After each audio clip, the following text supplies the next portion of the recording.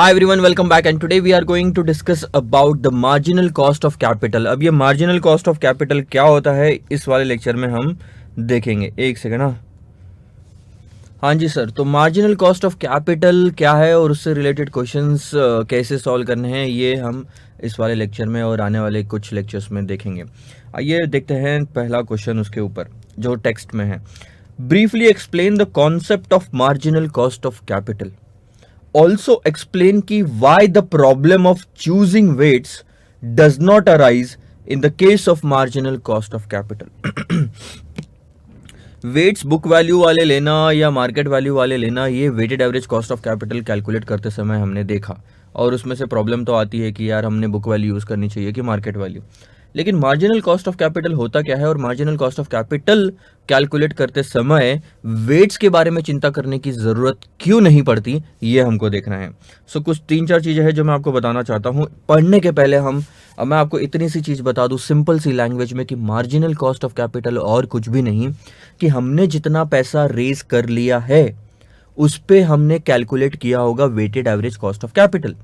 अब ये कैलकुलेट करने के बाद अगर हम अब और एक भी रुपया एक्स्ट्रा रेज करते हैं मार्केट से, जितना है उससे ज्यादा अगर रेज करते हैं तो उस ज्यादा पैसों ज्यादा कैपिटल रेज करने की कॉस्ट कितनी आएगी, सिर्फ उसकी। सो लेट से आपने 100 रुपए का इक्विटी, 100 रुपए का डिबेंचर, 100 रुपए का प्रेफरेंस, 100 रुपए का लोन ले लिया, टोटल मिला के 400 रुपए का आपका कैपिटल हो गया। आपने नॉर्मल मेथड से weighted average cost of capital भी निकाला इसी चीज का और वो आया 12%।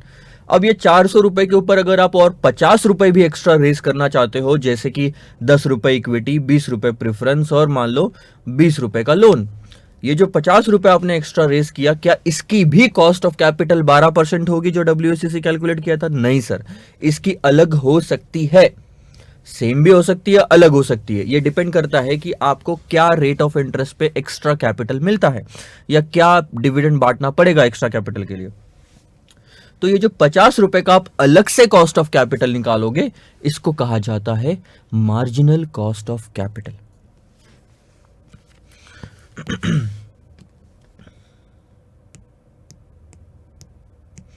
The marginal cost of capital, पहली लाइन पढ़ेंगे। The marginal cost of capital may be defined as cost of raising an additional rupee of capital.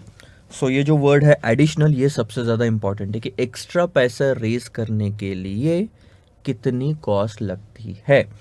Since the capital is raised in substantial amount in practice, यहां तो मैंने बोल दिया कि 1 रुपया और एक्स्ट्रा रेज करने के लिए, मतलब इससे ज्यादा, ठीक है, तो कितना कॉस्ट लगेगा। और जब भी हम कैपिटल रेज करते हैं तो 1 रुपये, 2 रुपये, 50 रुपये रेज नहीं करते, हम करोड़ों में रेज करते हैं। सो इसको सब्सटेंशियल बोलते हैं, यानी काफी ज्यादा मात्रा में हम रेज करेंगे कैपिटल प्रैक्टिस में। Marginal cost is refer to as the cost incurred in raising new funds, नए फंड्स रेज करने के लिए जो कॉस्ट लगी है वो। सो आपके पास में 400 रुपए का कैपिटल था या 400 करोड़ ले लो, जिसपे 12% का WACC आ रहा था, लेकिन अब अगर आप 200 करोड़ और रेस करना चाहते हो तो ये जो कॉस्ट ऑफ कैपिटल आएगी इसको कहा जाएगा marginal cost of capital.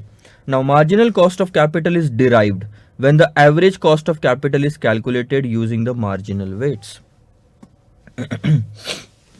Marginal cost of capital derive कब की जाती है? जब हम वापस से सेम फॉर्मूले के साथ में कॉस्ट ऑफ कैपिटल निकालते हैं, लेकिन इस बार जो वेट्स है वो मार्जिनल वेट्स लेंगे। मार्जिनल वेट्स का मतलब क्या आता है?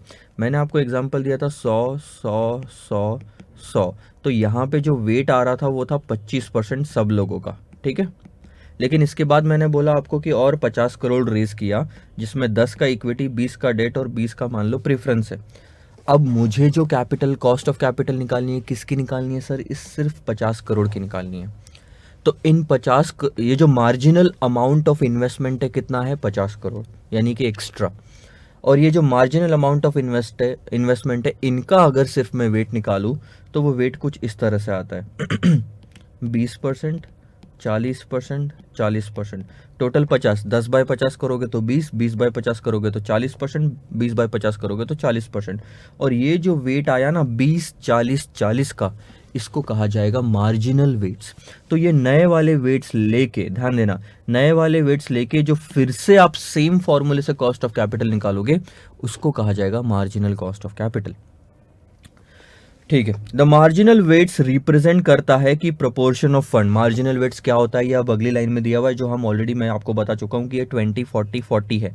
सो देखो 20 40 40 के लिए इन्होंने क्या टेक्स्ट लिखा है, मार्जिनल वेट्स रिप्रेजेंट करते हैं प्रोपोर्शन, है ना, proportion 20 40 40 of the firm which intends to employ.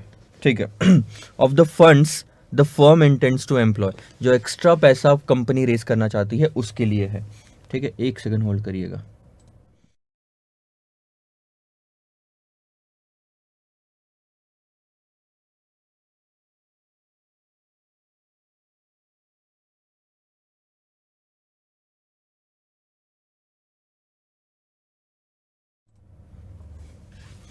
चलो, thus the problem of choosing between the book value weights and the market value weights does not arise in the case of marginal cost of capital computation। अब क्यों arise नहीं हुआ पता है, क्योंकि हमको पहले ही पता चल गया कि हम जब 50 करोड़ रेज करने वाले हैं तो उसमें से 10 इक्विटी, 20 ये और 20 ये है। हमको कितना पैसा रेस करना है ये हमको पता है। अब आप देखो, ये जो मैंने 20 40 40 का वेट कैलकुलेट किया था मार्जिनल का, मैंने कहीं आपको ये बताया कि ये बुक वैल्यू वेट है, मैंने कहीं आपको ये बताया कि ये मार्केट वैल्यू वेट है, क्योंकि ये मैटर ही नहीं करता। आपको सिर्फ इतना पता होना कि एक्स्ट्रा कैपिटल कितना रेस करने वाले हैं हम, और उसके बाद वो कैपिटल में से इक्विटी कितना, प्रेफरेंस कितना, लोन कितना, और आप इजीली वेट्स निकाल सकते हैं।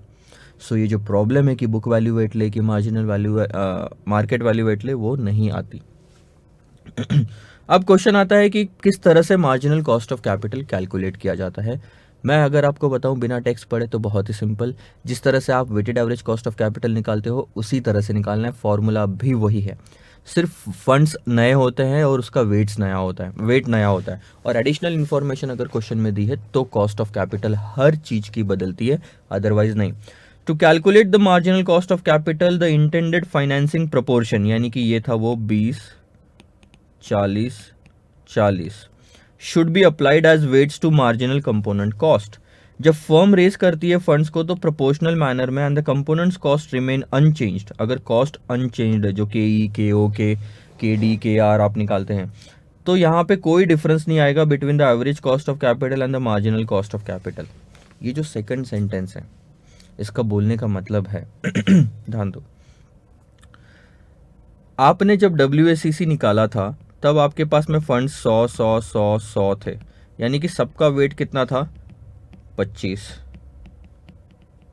और मान लो कॉस्ट ऑफ जो इंडिविजुअल कॉस्ट ऑफ कैपिटल थी, लेट से वो थी 15 10 15 10, और टोटल आप मिला के जब आपने WACC निकाला तो वो कुछ 12.5% आया।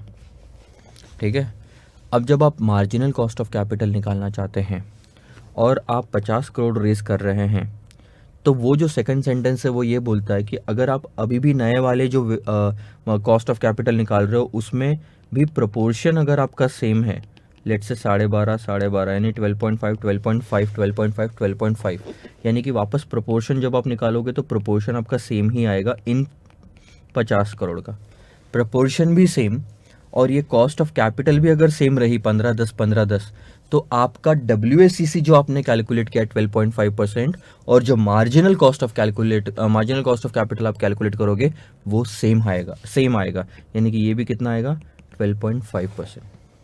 जब प्रपोर्शन और कॉस्ट बदला ही नहीं तो फाइनल आंसर कैसे बदलेगा। सो ये सारी चीज़ें थी। द कंपोनेंट कॉस्ट में remain constant up to a certain level of funds raised and then start increasing with the amounts of funds raised. ठीक है, ये नॉर्मल सा सेंटेंस दिया हुआ है कि जनरली क्या होता है जब भी मार्केट में आप पैसा रेज करते हो तो जो कॉस्ट ऑफ कैपिटल है वो एक लिमिट तक सेम रहती है, लेकिन उसके बाद अगर आप और पैसा रेज करते हो तो वो शायद बढ़ भी सकती है, प्रैक्टिकली बताओ तो कम भी हो सकती है। So this is all about the marginal cost of capital. क्या पढ़ा sir marginal cost of capital में आपने? बहुत ही सिंपल सी चीज़ है। Marginal cost of capital is the cost of capital of raising the extra fund, extra funds raise करने की कॉस्ट ऑफ कैपिटल है। So this is all about the marginal cost of capital. मैं इस lecture में यहीं तक रुकता हूँ, और नेक्स्ट लेक्चर में हम उस पर एक क्वेश्चन देखते हैं। मेरा प्लान पहले था कि क्वेश्चन इसी में इंक्लूड करूं, लेकिन I think we should stop here and we should take the question in a different lecture. So for the time being just note down couple of things and make sure that आप read कर रहे हैं ये सारी चीज़ें जो मैंने लिखी हुई है, सो दैट आपको साथ साथ में ये सारी चीज़ें समझ में भी आएगी। नेक्स्ट वाले लेक्चर में हम क्वेश्चन देखते हैं मार्जिनल कॉस्ट ऑफ कैपिटल पे। Bye bye.